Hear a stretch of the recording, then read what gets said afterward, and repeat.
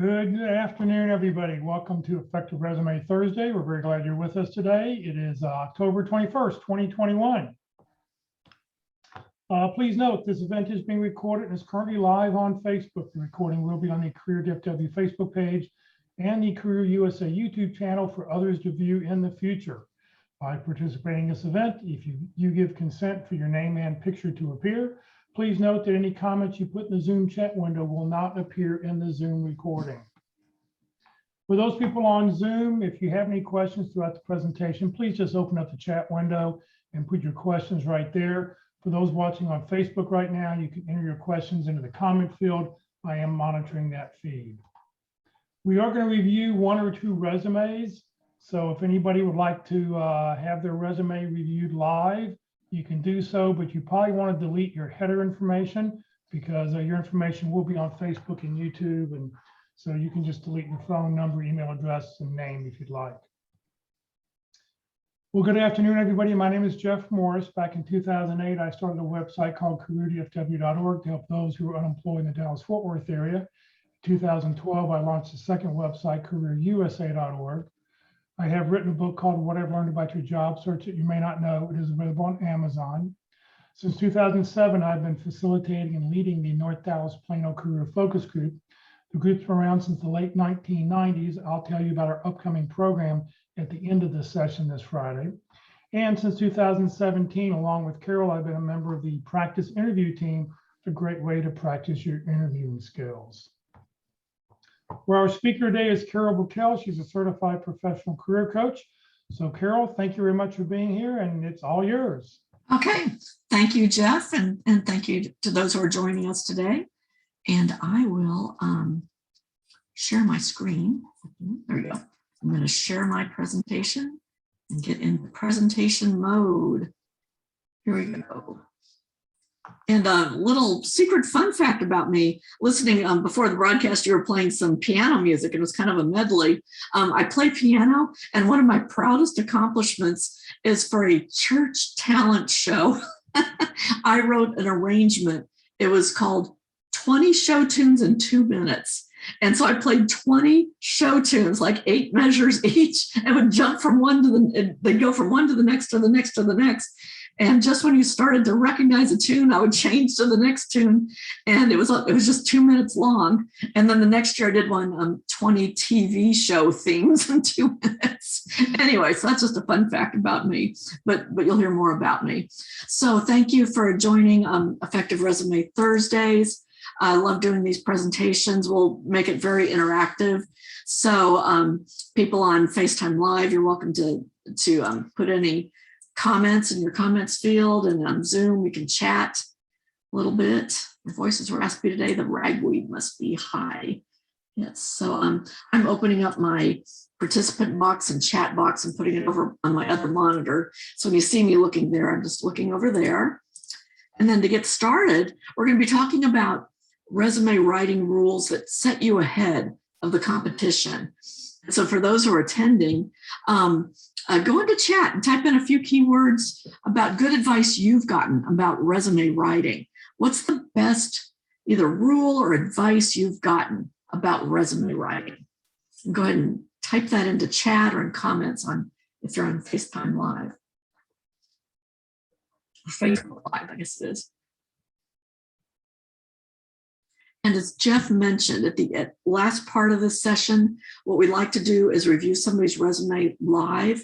And that's what people enjoy the most, to see a real live resume and to see what's good about it and maybe some areas for improvement. So if you have a resume, even if you don't think it's perfect, we'll be gentle on you. Go ahead and send it to me in chat. You can send it as an attachment. And if you want, you can delete your contact information because this will be recorded and posted. So you can delete your contact information. Okay. And I'll watch the chat for any resume writing rules. And when you hear about resumes or when you ask for advice about resumes, if you were to send your resume out to 10 different people, you would get lots of different opinions and perspectives. And you're probably experiencing that as a job seeker and trying to get advice. And I will be providing advice to you. And so your job today is to listen to the ideas and apply the things that make sense to you or resonate with you. Things that don't work for you, don't worry about it. I'm just going to be giving you lots of ideas based on my experience and based on my background. And so the ideas I provide are based on this background, that I had 30 years of experience as a hiring manager in a major global IT firm. So I was used to looking at resumes and interviewing people. And then I took early retirement in 2012 because I loved interviewing people and I wanted to help people get jobs. So I took retirement and then I got a job as a recruiter. I worked in an agency environment and then also did some corporate recruiting. So I gathered 6 years of really valuable experience working as a recruiter so I could see what it really feels like to look at hundreds of resumes, a day and present them to hiring managers and get their feedback. So that's where I get a lot of my feedback. And thank you, I have received a resume. So I'm going to download it and save it real quick. Thank you very much for sharing that. And we'll take a look at it at the end of it, and we'll tell you what's good and see if we have any suggestions for potential enhancements. So thank you very much for that. So I've worked in agency environments. When you're an agency, you're placing candidates at your client sites. And I've also worked as a corporate recruiter where I place people in my own company. So I have both perspectives there. And then also, like Jeff, I volunteer every week with the Dallas Pit Crew and help people practice for interviews. So good for you for learning about resumes. I also recommend you spend equal, if not more time, preparing and practicing for an interview. The resume will get you in the door. The interview gets you the job. So if you want to practice your interviews, we've loaded the information about the Pit Crew in the chat box. And all you have to do is send an email with copy of your resume and the target job description. It can be for a job that you're actually going to be interviewing for, or maybe just a favorite job you just want to practice. And then we'll set up a panel for you. We'll run you through a mock interview and then give you feedback for improvement. And many times people will come through and do a mock interview with the Pit Crew, get some feedback. A few weeks later, they'll come back again and practice, based on the feedback we gave them. And then also I've gone through the process to be certified by the Professional Association of Resume Writers and Career Coaches. So some of the writing rules today I'm sharing come from some of that certification that I went to. And as I mentioned, I worked in the recruiting industry for several years, made some great friends, and still keep very close in touch with them. And most recently, I worked at Next Step Recruiting, which is a wonderful little family-run company here in the Dallas-Fort Worth area. And they place a lot of people, especially in accounting, finance types of positions, and a lot of HR positions here in the Dallas area. So if you don't have at least one recruiter helping you out, I highly recommend that you have a recruiter that you work with, because they can provide you free advice about your resume, the job market, and they can get you presented for jobs. So it's an additional resource for you. So if you don't have a recruiter helping you out, feel free to reach out to me on LinkedIn. You can reach out to me, Carol Brickell, on LinkedIn, and I can get you connected with a great recruiter at Next Step Recruiting. And this week, this is just a handful. This is a sample of some of the jobs they're recruiting for. Several leadership positions in accounting, financial analyst positions, several accounting positions, and quite a few HR, business partner, generalist, and recruiting positions for their clients. So, and they also have an IT group as well. So if you're looking for IT jobs. So reach out to me if you don't have a good recruiter helping you out as an additional resource. So this is our agenda today. We always talk a little bit about applicant tracking systems. There's a few things I always like to review. If you've heard my guidance regarding applicant tracking systems in the past, type yes into chat. If you've heard me talk about applicant tracking systems, type yes. If not, type nope, haven't heard your guidance about applicant tracking systems. So go and chat and let me know, because I like to know my audience, whether you've heard some of this before or not. And we vary it up a little bit each time we present. I'll be watching the chat for that. And then we'll talk about these resume writing rules that will put you ahead of the competition. And these rules I gathered based on some research and also what I learned in my certification process. We'll talk about the concept of a one-page bio and how that's different from a resume. And both documents are very useful in your job search and in networking. Talk about the concept of the master resume, and then we'll walk through the key components of a resume. And then thank you again for the person that submitted a sample. If anybody else wants to submit their resume to me, and we can look at it as a sample, you can send it to me as an attachment, and you can take off your contact information off the top if you would wish. Good, thank you. Somebody wrote in the chat that they haven't heard about tracking systems. Good, and we will talk about that because it's important. So applicant tracking systems. These are the systems when you apply online for a job and you submit your resume and the system reads the data in your resume and it parses the data. It pulls out the data like your name, your phone number, your LinkedIn, your job titles, your key skills, and it puts it into a database. And so you want this version of your resume that you're uploading to be as clean as possible, clean from any special formatting, so that the system can read it very cleanly and get your data into the database very cleanly. So the version of the resume format that I teach to is called kind of applicant tracking system friendly version. There are no special underlines, no special boxes, no special customized bullet points. The standard default bullet is fine, but you want to avoid any special types of characters because that can throw off an applicant tracking system. And also I see that people are networking in the chat box. That's great. Feel free to go into the chat box and type in your name, the title you're looking for, and a couple of target companies, and watch what people are posting. And if you know somebody at those target companies, help each other out. So that's great to network a little bit. Good.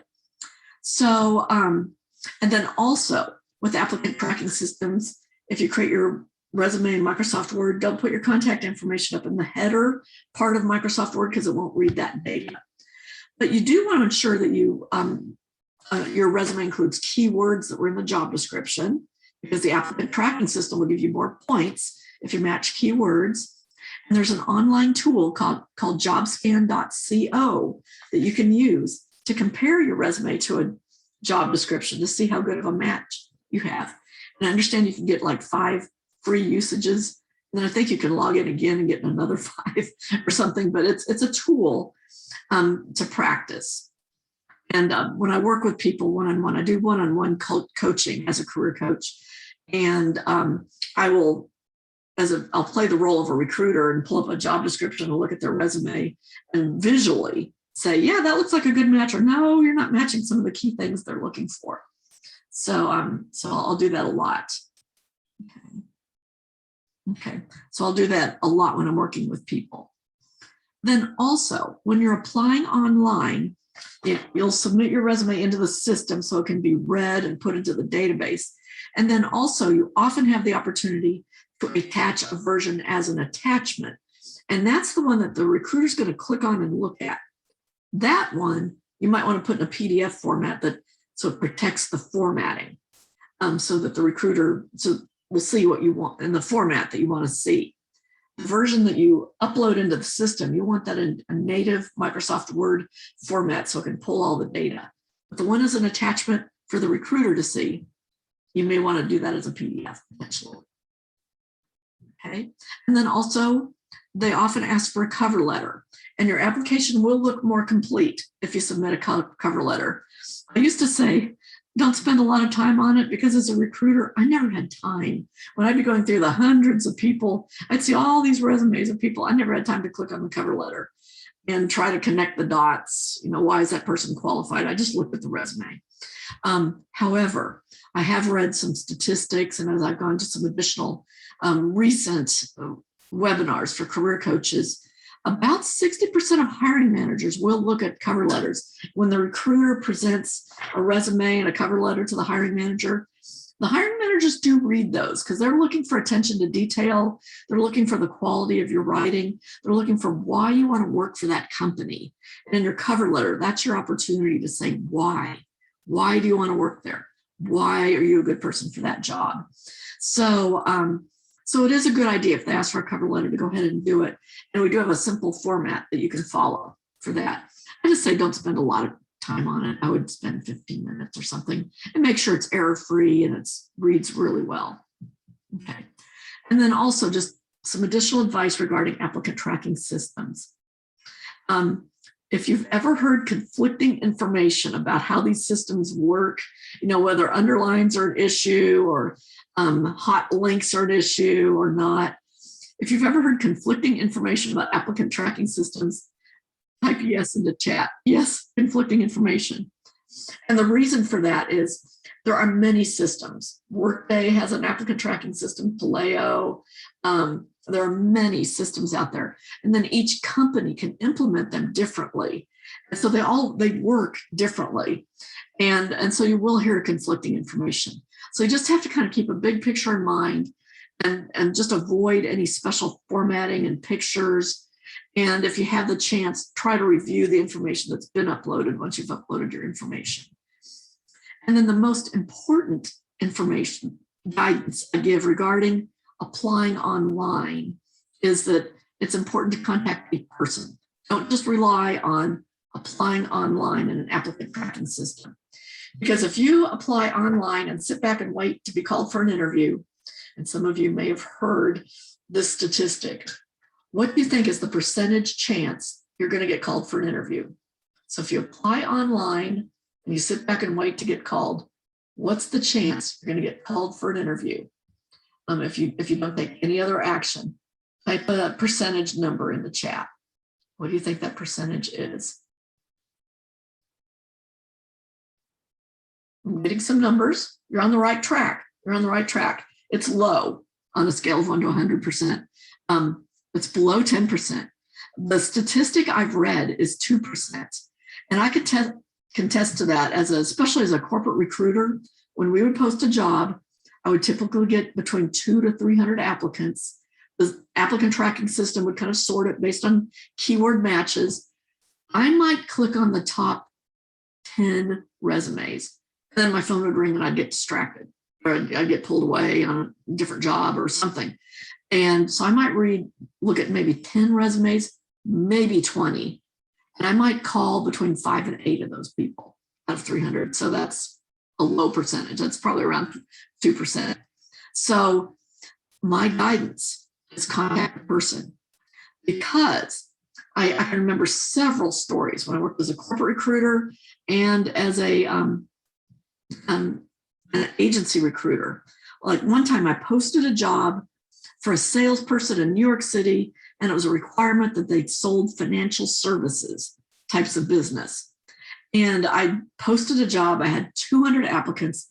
90% of them didn't meet the qualifications, or they weren't in New York City, no financial services, hadn't met sales quotas, didn't meet what I needed. But my phone rang. And this is exactly what she said. I picked up the phone and somebody said, "Carol, my name's Sue. I'm your gal. I'm in New York City. I've been a salesperson for 10 years, working in the financial services industry, and I always meet your target. I'm your person."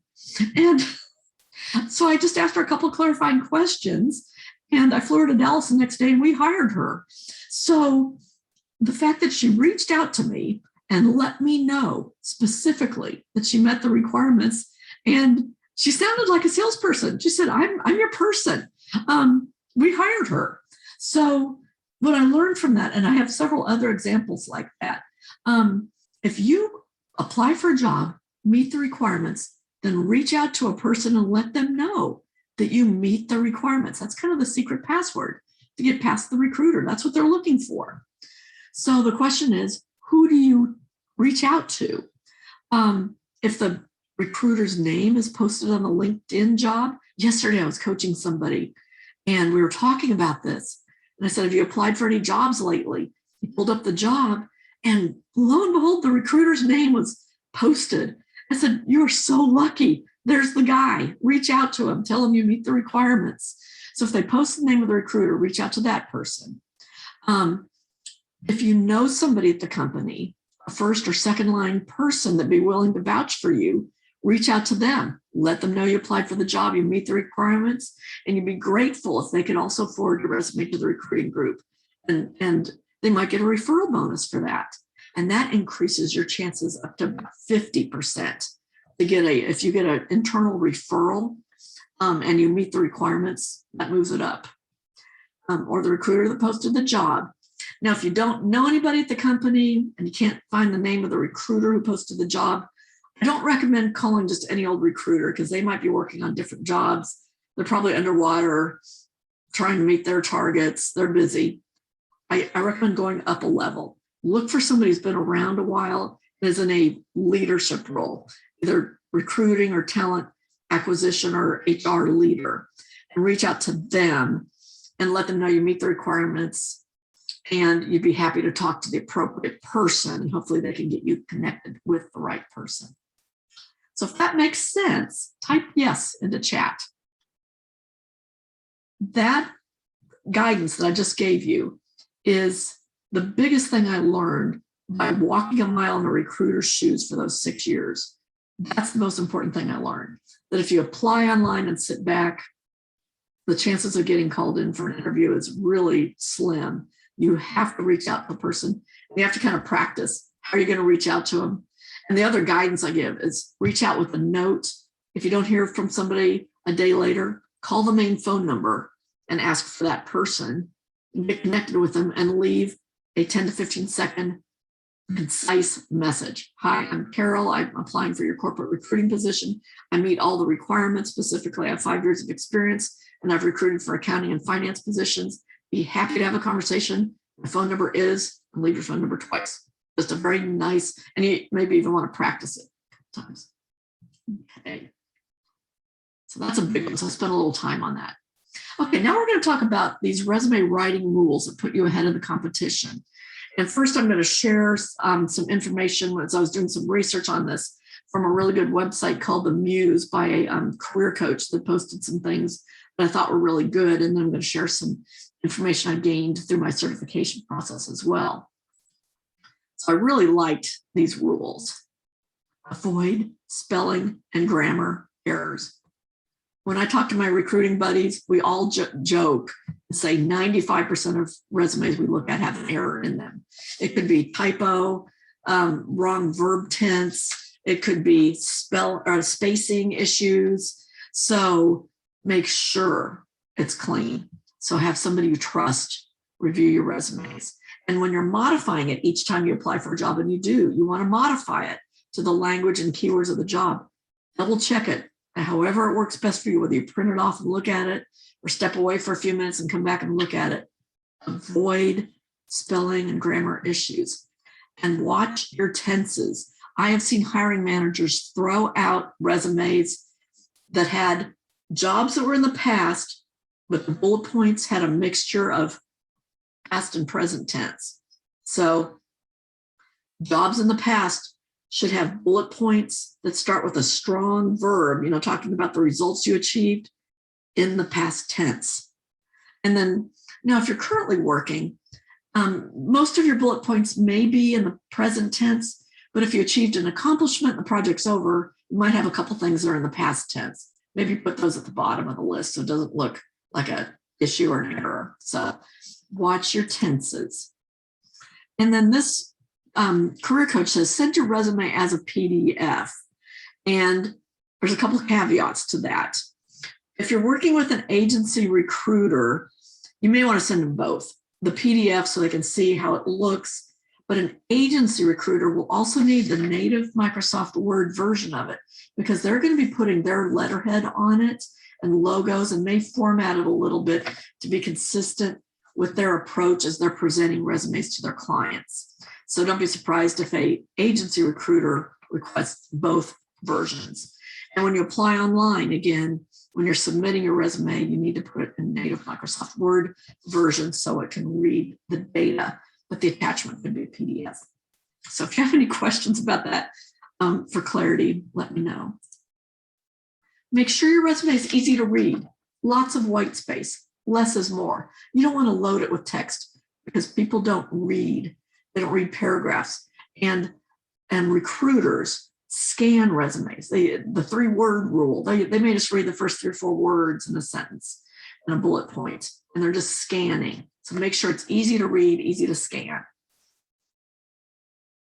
And quantify as much as possible your achievements. And sometimes you can't, but where you can, try to put a quantification. If you increased or reduced errors by a certain number of percentages, if you've got data, use it as much as possible, especially in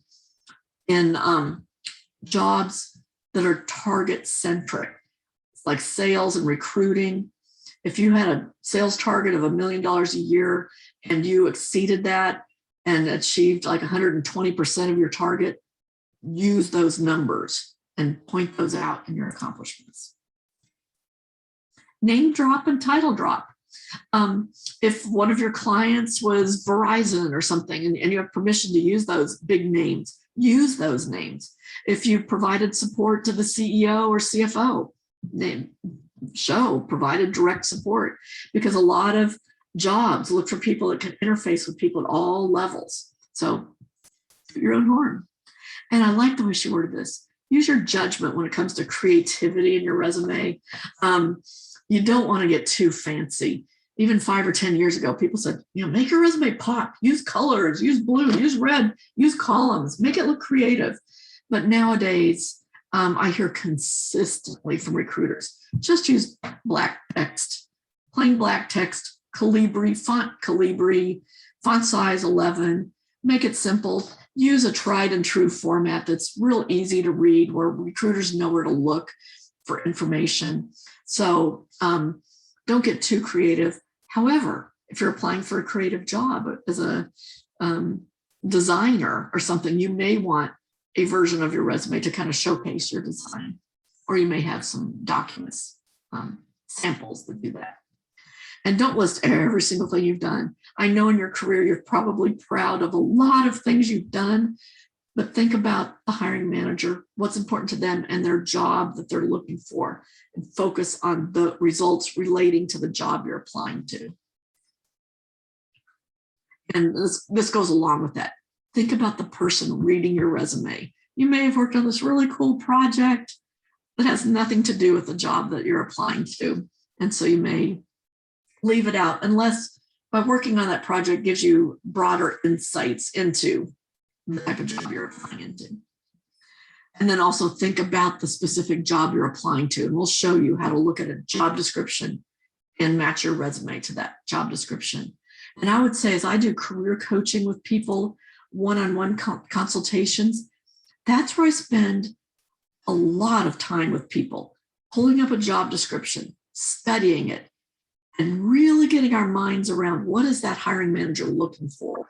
What is the heart of the job? What are the words they're using? And then how to mirror that without looking like you're cutting and pasting, but how to kind of mirror it in your resume. I spend a lot of time with people on that. And once we do a couple of examples, then people can do it pretty easily. And then here's some additional guidance that kind of goes along with these resume writing rules.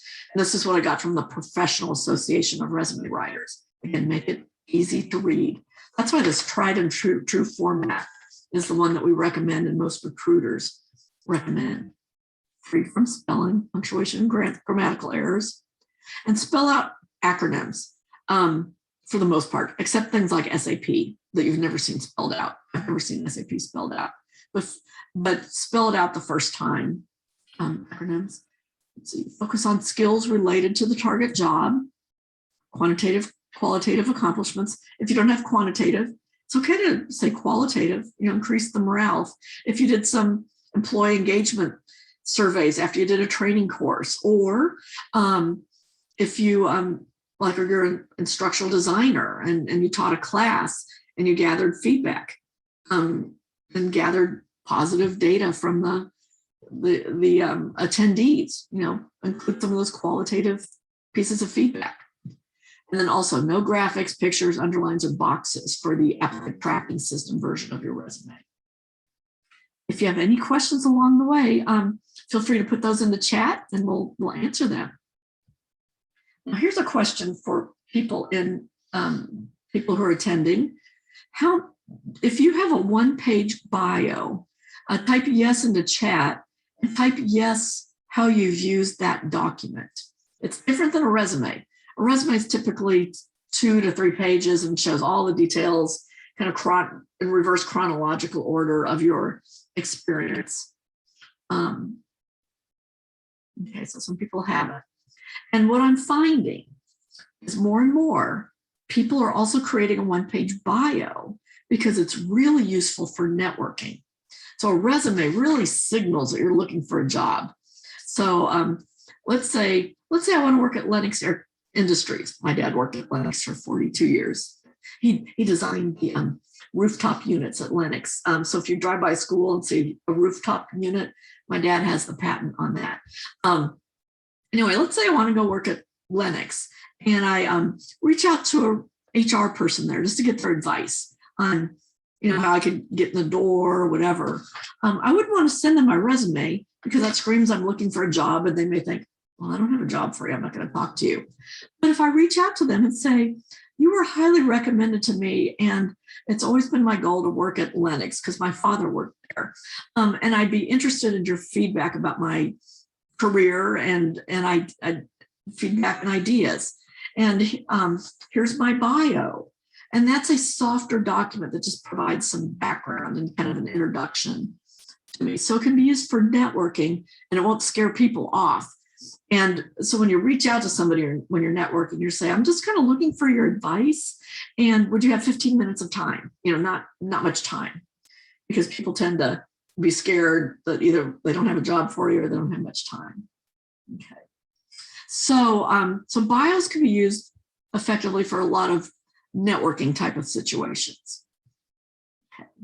And we are attaching a couple of sample, I used to call them executive bios, but now I'm seeing people of all levels are creating these. So I'm just calling them one-page bios. And we've submitted these in chat. So you have Microsoft Word versions. You can take these and format them. I was looking for a good, clean, easy format that was easy to use. And I couldn't find one, but one of my clients that was coaching had a good format. And so he let me use his format. So I just kind of plugged my information into it. So this is one example.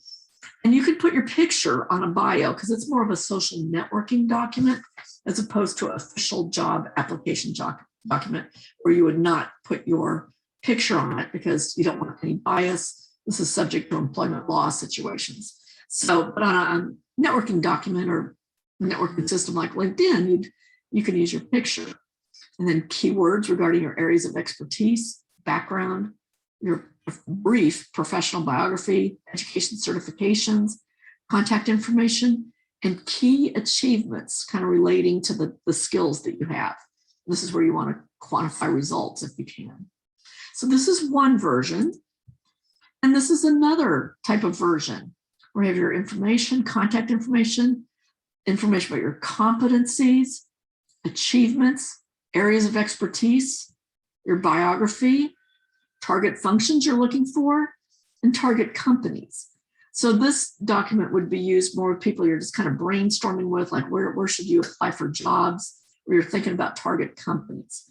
Now, if I'm reaching out to that person at Lennox and I want to get their advice, I probably wouldn't list Train, Carrier. Yeah, I would list all the other target companies. That would make them mad. But so you have to be careful with that a little bit. So yeah, I know all the competitors to Lennox, and yeah, I grew up hating Carrier. So anyway, so you want to know your audience about whether to list target companies or not. So there's a couple of different formats you can use. Okay, and this is something I've really learned from Jeff. So Jeff, if you could share a few words of wisdom about the concept of a master resume.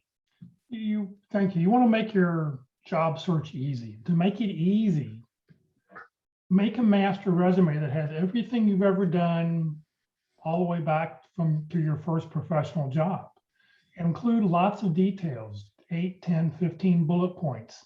Just compile everything. The document can be 7, 8, 10 pages long, whatever it is. But when you apply for a job or when you see a job, what you want to do is you want to eliminate everything that's not in the job description. You want to make it easy for the hiring manager or person in HR to go and say, oh, I'm looking for ABC. This person's done ABC. Yes, you've done D, E, F, G, H, I, J, K, L, M, N, O, P, but if they don't ask for it in the job description, you don't need to tell them about it in your resume because you want to get that phone call. And how are you going to get that phone call? You're going to get that phone call if your resume matches the job description. That's right. That's, yeah, recruiters want to look at it and go, yes, that matches. That's great. I mean, they'll spend just a couple seconds. Yeah, so I've learned this concept. And just this week, as I was coaching somebody, they basically had kind of a master resume with a mishmash of all sorts of skills. But basically, her strengths were in the areas of sales and then also training and development, training. And she's interested in both paths. And she could get a job either way in the cosmetics industry. So what we did was we kind of took her master resume and we came up with a version that aligned to sales skills. And she's using that to apply for sales jobs in the cosmetic industry. So she came up with just a 2-page sales resume, and then she's tweaking it each time. It doesn't take much time now every time she applies for a sales job. And then just yesterday, we created a version highlighting her training background. And so she's got these 2 amazing versions. She had her original master resume with everything in it. And we pulled from it and created these 2 kind of customized versions that she's using, that she's tweaking as she's applying for jobs. And this has really motivated her because she wasn't getting anywhere. She was just spinning her wheels. And now her resumes are much more focused. And they highlight her accomplishments relating to what those either sales or training highlight manager would be looking for. So she's really geared up, and I believe she's going to find a job quickly. She's been looking for like 9 months. So yeah. So the master resume is a good place to start. Okay, so I'm going to go through this part kind of quickly about characteristics of good resumes, and we'll talk about the different components of a resume and then look at the sample. So the goal of the resume is to make it easy for that system, that applicant tracking system, make it easy for the recruiters to see that you're a good match on the job. So you want the formatting to be clean, lots of white space. The overall length for your targeted resume, typically 2 pages, might go into a 3rd page, and that's okay. Number of years. This is kind of a personal choice, and this is where you can let me know what you think. With your resume, do you like to show all of your experience, A, or do you like to show the most recent 10 to 15 years and then cut it off? Or do you show details about the most recent 10 to 15 years and maybe have a section that says prior relevant experience? So you could type a letter, a chat. Looking to see, whoops, sorry. Let me go back. Okay. I don't know if I've seen any responses. So it's kind of a personal choice. I was applying for a job at the age of 59 and a half, but I was networking with people that knew I'd worked at EDS forever. I showed all my experience and targeted my interview skills to what they needed, and I got the job. So I did A, but I don't know if I always recommend that. As a recruiter, I saw a lot of people that did option B, and I found hiring managers didn't like that as well, and it caused confusion often during interviews. Because if we asked a behavioral question, they'd say, when I worked at so-and-so company, and they'd tell a story, and we'd be looking at the resume going, and we didn't hear the story because we were looking for the company name and it's not on the resume. We'd get confused, and it just looked like the resume was chopped off. So I found hiring managers and recruiters really prefer option C, where you show most details about recent 10 to 15 years. And if you have any relevant experience in the past, especially stories you might tell about, great accomplishments you've had in the past, you can have a section that says prior relevant experience. Worked at IBM as a sales executive, achieved, exceeded targets 5 years in a row or something. You could put that and you can leave off the dates for those older jobs if you wish. So I find that works well for people. So these are some of the key components of a resume. walk through these. Your heading. And this is something I've kind of refined over this past year as I've been working with people. I heard somebody in one of Jeff's sections about LinkedIn, use the name you want to be called. I thought, that's brilliant. That's so easy. Because as a recruiter, so many times I would see, like my husband's legal name is Joel Edward Brickell, but nobody knows him as that. He's known as Ed Brickell. So on his LinkedIn and his resume, it should just say Ed Brickell. Make it memorable. And then in your legal application document, you may put in your legal name. But for LinkedIn and your resume, put the name you like to be called. It'll help avoid any confusion or awkwardness in the beginning of the interview. Like, should I call you Mary or or Jonathan or John or and then I've had applicants say, I don't care. I'm like, give me a name. One time I had a guy, it was William. I said, do you like to be called William or Bill? He goes, whatever you want. Like, and so you don't want that. Yeah, you don't want to start off with an awkward part of the conversation. So let me close this door. My cat just snuck out of the closet. Okay. And you don't need to put your physical street address on your resume. And be sure to list these 4 types of contact information: phone number, closest major city, email, professional looking email address in your LinkedIn. And then your summary section is very important. If you're a business analyst applying for a business analyst job, put that front and center. Put that title right there. Don't say professional summary or something vague. If you're doing a career transition, you may have to talk to a career coach about what to put there so it doesn't look like you're falsifying anything. But put something close. If you've been an HR generalist and you're applying as an HR business partner job, you might want to say HR professional or something like that. It kind of aligns to that job, but don't falsify. And then you want a strong opening statement that describes who you are based on the job, based on the heart of the job that you're applying to. So if they're looking for somebody who can document business requirements, work with customers, write a sentence about how that's who you are. Your proven track record of documenting business requirements and working effectively with clients. And then areas of expertise. These bullets need to align to keywords in the job description.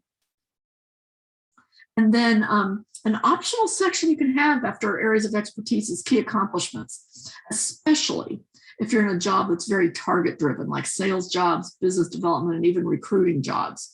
If you've worked at 3 or 4 different companies and you continue to exceed the targets year after year after year, that's where you can summarize it in your key accomplishments at the top of the resume. And then also throughout your professional experience, you can, for each company, talk about your accomplishments there as well. And in your professional experience, this is where you want to keep it clean, as much white space as possible. Use reverse chronological order. Don't use what do they call those? Functional resumes. Hiring managers don't like those. They want to see your track record and where you've worked and what you've done at the places you've worked. And use parallel verbs, jobs in the past tense, present jobs, mostly probably present tense, but if you achieved something or finished something, you might have something that's past tense. And a lot of recruiters like to see a 1-line description of the company, especially if it's a small company, so they can tell what industry it's in. And limit the number of bullets per job. You don't want 10 or 15 bullets, maybe 5, 6, 7, 8 at the very most for the most recent job, and maybe 3 to 5 for the older jobs. And the bullet points should be no longer than 2 lines each. Focus on results. Don't make it just sound like a list of job duties. And here's a fun way to make sure bullet points are focusing on the results. You can ask the question, you can look at the bullet point and say, so what? So what was the result? What was the outcome? What was the business impact? And here's an actual situation when I was coaching a marketing person. In their resume, one of their accomplishments, they said they guided the next phase of brand evolution, managed film production and publishing. Okay, so that's kind of good, but I said, so what was the outcome, or what was the result of that? And this person said, well, increased business opportunities, which led to 10 new commissions for their client. So that gave her an opportunity to focus more on the result. So she reworded that bullet to focus on the result, increase business opportunities, including 10 new commissions for the client by developing. And then she used more of the language that the job description was using, a full social media strategy and PR strategy. So she rewrote that bullet to focus on the result. So it's kind of a fun game to play. Then if you've had multiple jobs within a company, what we recommend is put the dates for the full-time you're at the company, write justified, but then the dates for the individual jobs just in next to those job titles. Do not write justify those, because if you write justify, if you write justify all those, it looks like you're a job hopper. Because remember, recruiters are just scanning resumes. And if they see all those dates out there, they'll think you've been hopping around. But when you do it this way, it shows a very nice progression within the company. And list your education, software skills, especially if there's an education requirement. And software skills, especially if there are some software requirements. And if you don't have a degree, if you don't have a bachelor's, it took a couple of years, don't put bachelor's. Just put the city, school, state, maybe the major area of concentration, or maybe the number of course hours. And this is an example we like to show. Let's see how we do that. Okay, let's see. I'm gonna do something here real quick. Turn off the annotation. There you go. Okay, so on the left, this is an actual job description for a business analyst job.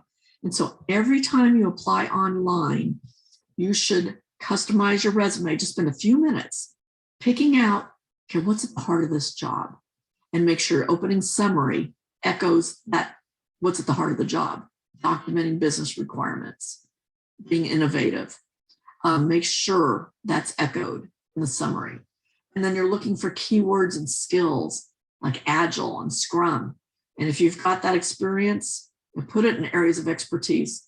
And also down below in your professional experience, make sure you're providing examples of where you've had results in that.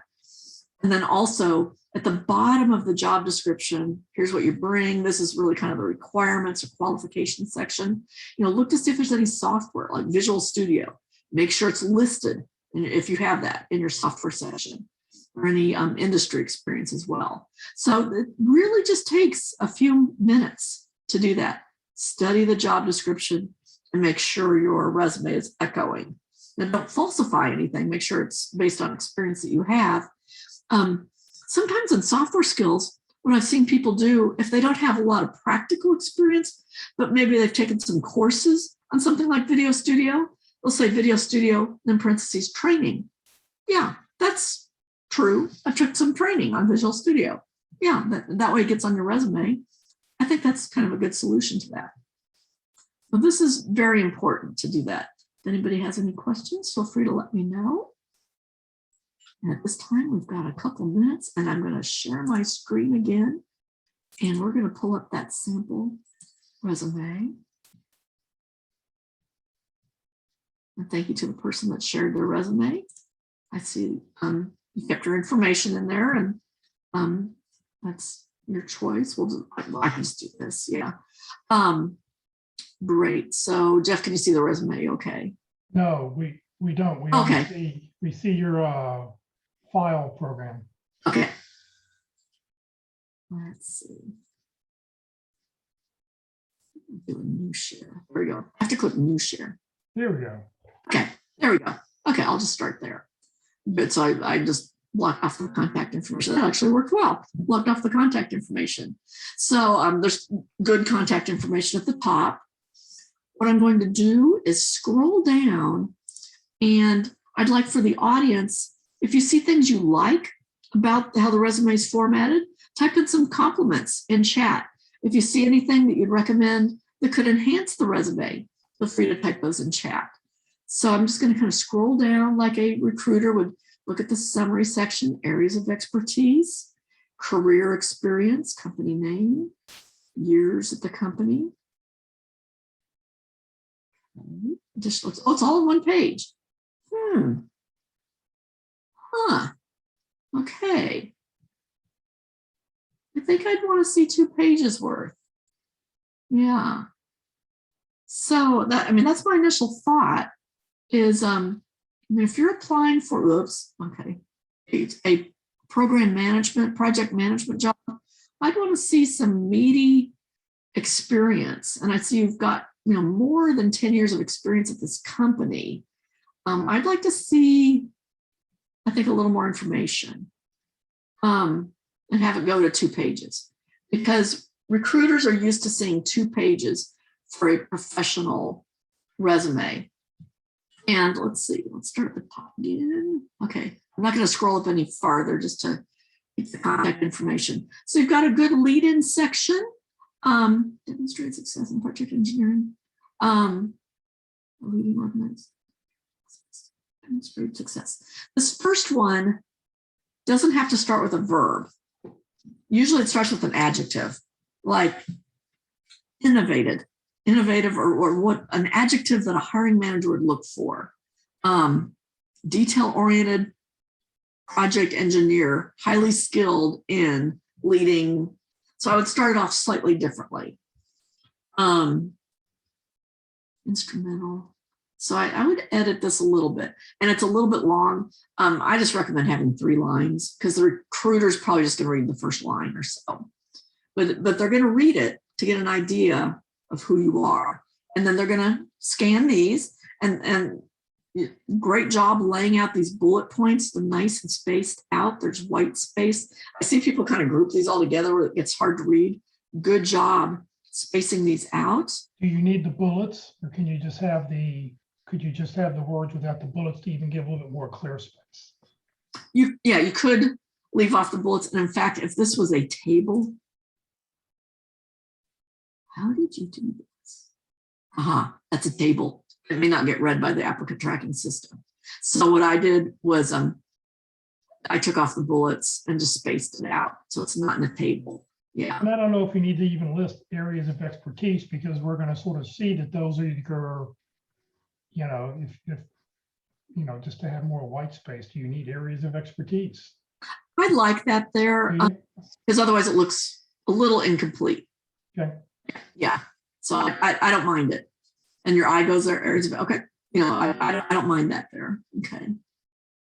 And then these bullets, especially the top ones across the top and the first column, you want to be aligned exactly with the words and the jobs you're applying for. So if they're looking for technical planning and execution, list that front and center. If these are the things they're looking for, those look like good words. Okay. So it looks like you worked here from 2006 to 2021. My question be, did you only have 1 job all that time? Yeah.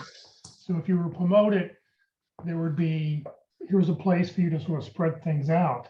And also that paragraph underneath that somebody put in the comment field, the paragraph underneath project engineering manager, those really should be bullet points. Yeah, nobody's going to read that paragraph. Yeah. So yeah, I would recommend breaking this down. If you came in with an initial job title, and it makes your resume look stronger. Like maybe you came in as a project engineer, and then maybe you were promoted to manager. I would look at the template that we've shared in chat, and I would restructure this whole section and probably have it go on to the 2nd page. I would have your most recent job and put in parentheses. Maybe you could let us know, the person that submitted this resume, did you have a job title before project engineering manager? Let me know if you did. Yes. Okay, good. And even if you had 3 titles, that shows progression. So I would recommend for project engineering manager, put in parentheses the dates you had that job. Like let's say you're promoted in 2015. So it would say 2015 to 2021. And then list 6 key results. And you don't have to put key contributions. Just put 6 good, strong bullet points, 6 to 8. And then what was the job you had prior to that? Maybe it was project engineer. 2008 to 2015 or whatever. List 5 or 6 great bullet points. And then if you had a job before that, do that. So I would restructure this. See, I like this. This is a good example. Reduce turnaround time by 50%. Yeah, that's a really good. I might edit it to make it a little clearer, shorter, but that's a good verb to start with. Achieved. Now I'm not sure what the squiggly thing. Approximately, I would leave off the squiggle. Also, something we haven't talked about is he's got like next to no margins. I mean, you need to have one. Oh margins. yeah. Have 1 inch margins, which would all. Yes. You're Allow probably it to trying go to fit 2 it on. pages. Right. Yeah, you're probably, some recruiter probably said, oh, try to put it on 1 page or something, and you tried to put it on 1 page. But recruiters, I will tell you, I have all the recruiters I've worked with say, yeah, 2 pages is kind of the sweet spot for people that have had a good professional career. You know, additional experience, I'm like, is this at the same time? Did you have 2 jobs going on? I would say prior relevant experience. And if they were prior. Bilingual. That's really great. That's good. Okay. So I'd say prior relevant experience. And if you have room on that 2nd page, maybe highlight a couple of key accomplishments there that might be related, that the hiring manager might be interested in. And you don't have to put the dates in that section. And you don't have to say educational background. You can just say education. Okay. Bachelor of Science, technical expertise. Inventor. Is that a software package or are you an inventor? I'm not sure what that means. Okay. AutoCAD. That's kind of a generic term, I think. CAD software. Oh, inventor. Maybe write inventor CAD software. Or they may know that, but I didn't. Oh, AutoCAD is the name of this. Yeah, you want to use the actual name of the software package. Okay. Good. Yeah, so lots of great information there. And this is rare for me to say, I'd like to see you add more, but keep the white space, like Jeff said, more margins. But I think I would even throw his bilingual, make sure bilingual's up in that first paragraph. Yes. Or bilingual, where's the first? Yes. You know, bilingual successful project engineering manager, you know, leading, you know, put it up in there so that people, yeah. Okay. And now that I've scrolled back up, I missed this because I was trying to hide the contact information. I see. This is kind of more typical for the opening line for this paragraph. So you really just need this sentence and then maybe one more sentence, and you don't need all the rest of this text. And instead of just saying professional, go ahead and say it again, like engineering or project engineer, whatever it is. He scores for a highly analytical, bilingual project engineer. Yes, manager. Yes. And typically I don't recommend putting years because most job descriptions say 3+ years, 5+ years. And if you say 15+, they'll say overqualified. So I usually say extensive experience or significant experience. Okay. So really good job on this resume. I would just look at the format that we've provided, look at the template, and I would try to create a 2-page version of this. And if you have any follow-up questions, feel free to reach out to me on LinkedIn. And I can answer quick questions on LinkedIn. And yeah, so, okay. Good job. Well, Carol, thank you very much. Great information. I think it, you know, hopefully we helped out the person who sent the resume in, and, you know, we're trying to make it easy for you. We want you to be successful. We want you to land a job. So that's what we're here to try to do for you. This is Carol's LinkedIn profile. If you want to connect with her, please, though, if you're going to connect with her or connect with me, send a personal note. Let us know that you saw us here today at Effective Resume Thursday. That way we know. I get connection requests every day. I have 3 or 4 of them I got this morning. I don't know why we should connect. I don't know who you are. Me too. I'm not going to connect with you. So send me a note that you just saw me here today. You saw Carol today presenting, and you wish you didn't have cats or something, whatever it is. Just send us something so we know that you saw us. That's the whole key. So Carol, thank you very, very much. You're welcome. If you want to get a sample of the T cover letter, the one-page bio, or the sample T cover letter, they're all in the chat window. So if you weren't able to download it there, you're welcome to send me an email to resume@careerdfw.org, resume@careerdfw.org, and I will send those documents to you. Just let me know what documents you're looking for, because I have different people wanting different things all the time. So just remind me what you're looking for, and I'll get those to you in the next couple days. Career FW and Career USA, we're putting on training 4 days a week. Please join us tomorrow morning at the North Dallas Plano Career Focus Group meeting. Our speaker is Dr. Susan Carlson. She's going to talk about how you can win over the holidays, master your mind for success. This is a great time to be, this is prime time looking for a job now through the end of the year. First quarter, things tend to slow down a lot. So now's the time to really be looking. Don't stop looking after Thanksgiving. You want to, even the week between Christmas and New Year's, people get hired that week because hiring managers tend to give their workers off, and they may have the time available, and they'll knock stuff out that has to be taken care of. So just don't do it. So you got Halloween coming up, Christmas party, Thanksgiving parties coming up.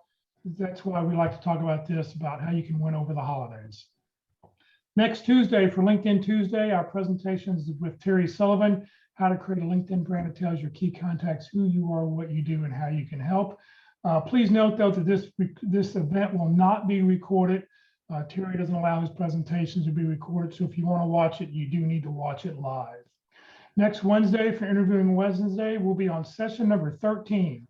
This is 13 of 13 sessions, the very last one, how to avoid interview crashes, just some common things that we see go wrong in the interview. So join us next Wednesday for that. And then next Thursday, we'll be on Networking Thursday, the second and fourth Thursday, we do networking. Kurt Vondermatter, who's a retained search recruiter, will be with us to talk about, how he networks and how he finds people through networking. This session has been recorded. It will be on the Career FW Facebook page and the Career USA YouTube channel. On the Career USA YouTube channel, click on playlist, and then at the very bottom, pick whatever topic you want, resumes, interviewing, LinkedIn, and then don't click on the video, but click on the red arrow where it says view full playlist, and up will come a list of all the different dates, titles, and topics that we've talked about. And you can go back and watch any one of these as often or as much as you need to watch. If you're not receiving emails about our workshops and you'd like to join our mailing list, please send an email to Career USA, +subscribe at groups.io. You will never be spammed. I control the email list. And what you will get, though, is the title of the day, the topic of the day, and most importantly, the Zoom link of the day. That way you can easily just open the email and jump right in on our session. Please remember, Career FW are a 501c3 nonprofit organization. Carol's a volunteer. All of our speakers are volunteer. I'm a volunteer. I haven't gotten paid to do any of this over the last 13, 14 years. I just do this to give back to the community. Career FW, we survive on donations. Please consider making one when you land your next job. So thank you very much for joining us today. Carol, once again, thank you very much. And hopefully Thank you. We'll see you later. Have a great Thank you afternoon. to the audience. Good participation.